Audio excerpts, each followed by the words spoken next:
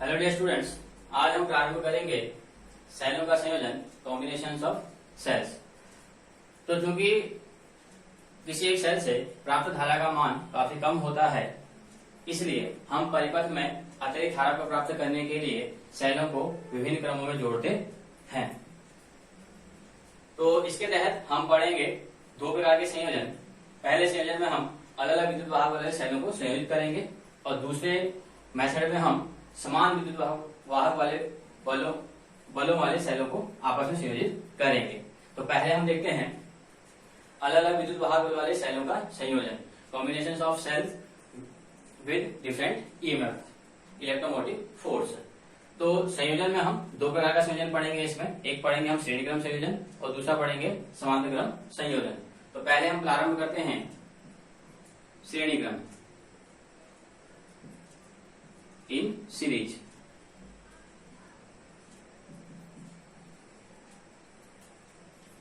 तो in series में हम मान लेते हैं, माना हमारे पास दो सेल हैं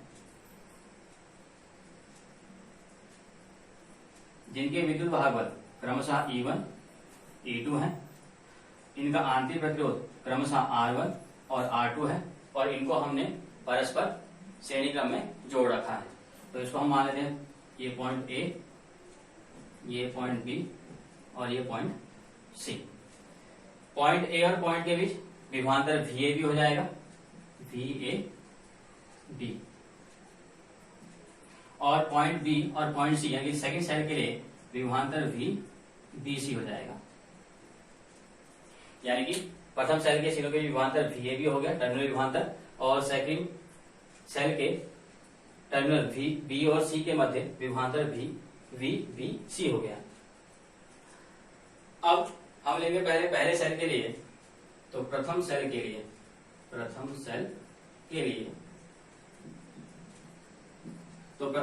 लिए अब चूंकि संयोजन जो दोनों सेलों का है वो श्रेणी क्रम संयोजन है और श्रेणी क्रम में जो धारा होती है वह समान बहती है, तो इन दोनों सेलों से बहने वाली धारा I हो गई। तो प्रथम सेल के लिए अब इसके लिए हम फॉर्मूला यूज करेंगे जो हमने रिलेशन भी निकाला था, संबंध VE और R में, यानी कि टर्मिनल विभवांतर विद्युत वाहक बल E और आंतरिक प्रतिरोध R में संबंध निकाला था V equal to E minus I R।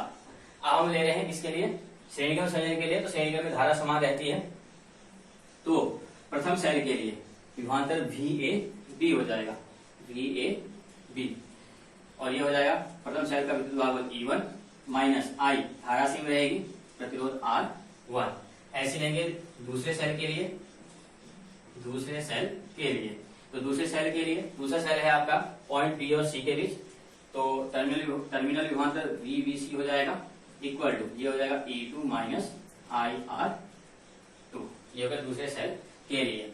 अब अगर हम टोटल पॉइंट A और C के लिए विभवांतर देखें, यह इसको कहते हैं परिणामी विभवांतर। तो परिणामी विभवांतर देखें तो परिणामी विभवांतर हो जाएगा VAC, पॉइंट A और C के बीच का विभवांतर, और यह हो जाएगा इन दोनों के योग के बराबर AB प्लस BC।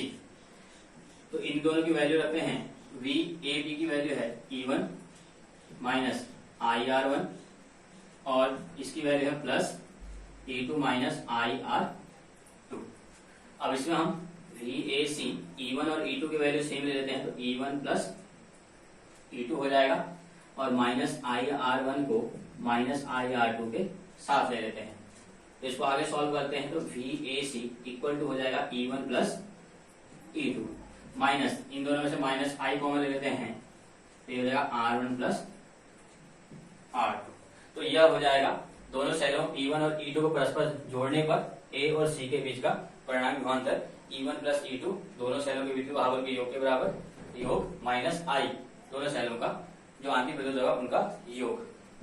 तो VAC equal to E1 plus E2 minus I R1 प्लस R2, ये A और C के बीच का विभवांतर हो गया। अब इसी में अगर माना हम एक सेल O ले लें, यानी जितने भी सेल आप लेते रहेंगे, माना E3 ले लेंगे, तो V जो विभवांतर होगा वो E1 plus E2 plus E3 हो जाएगा। जितने भी सेल लेते रहेंगे, n तक लेंगे तो n तक हो जाएगा। ऐसे प्रतिरोध R1 प्लस R2 प्लस ऐसे Rn तक आ जाएगा। अब ये विभवांतर हो गया। अब कुल अगर विद्युत वाहक बल की बात करें, कुल विद्युत वाहक बल, तो कुल विद्युत वाहक बल E हो जाएगा पहले सेल का विद्युत वाहक बल प्लस दूसरे सेल का विद्युत वाहक बल। ऐसे ही कुल आंतरिक प्रतिरोध, कुल आंतरिक प्रतिरोध लेंगे तो ये हो जाएगा R इक्वल टू, अब चूंकि दोनों प्रतिरोध श्रेणीक्रम में जुड़े हैं तो श्रेणीक्रम में हम जानते हैं कुल प्रतिरोध इनके योग के बराबर हो जाएगा। और आप जितने भी सेल जोड़ना चाहेंगे इसके आगे जोड़ सकते हैं, तो प्लस उतना ऐड हो जाएगा सब। तो परिपथ में धारा, या यदि परिपथ में बाह्य प्रतिरोध R, अब यदि परिपथ में हम माना इस परिपथ में हम एक बाह्य प्रतिरोध जोड़ देते हैं,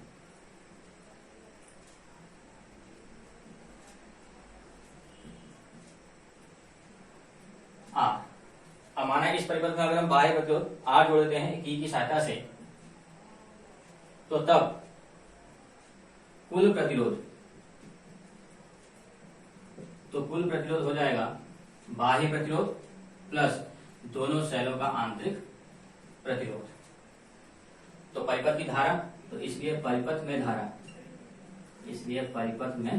धारा, तो परिपथ में वैद्युत धारा I इक्वल टू, इसको निकालने के ओम के नियम से V इक्वल टू IR होता है, तो I equal to V upon R, यानी विद्युत वाहक बल आ जाएगा, सेल का विद्युत वाहक बल है E1 plus E2 upon R यानी कुल प्रतिरोध हमने ये निकाला है R प्लस R1 प्लस R2।